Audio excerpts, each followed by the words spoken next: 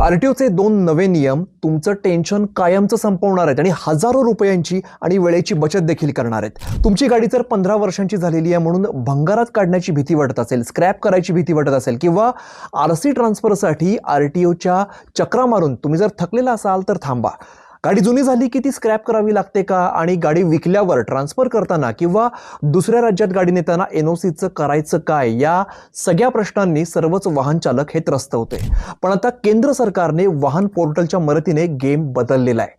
पहिला नियम physical NOC आता इतिहास जमा झालाय। आता तुम्हाला आरटीओ मध्ये जाऊन रांगेत उभारण्याची गरज नाहीये। सगळं व्हेरिफिकेशन जे आहे ते आता वाहन पोर्टलवरती ऑनलाईन होणार आहे आणि यामध्ये आता एजंट लोकांची सुट्टी झाली आहे, भ्रष्टाचाराला पूर्णविराम मिळणार आहे। नियम नंबर 2, गाडीचं आयुष्य आता वयावर नाही तर फिटनेस वरती असणार आहे। तुमची गाडी जर 15 वर्ष पूर्ण झालेली असेल तर थेट स्क्रॅप केली जाणार नाही।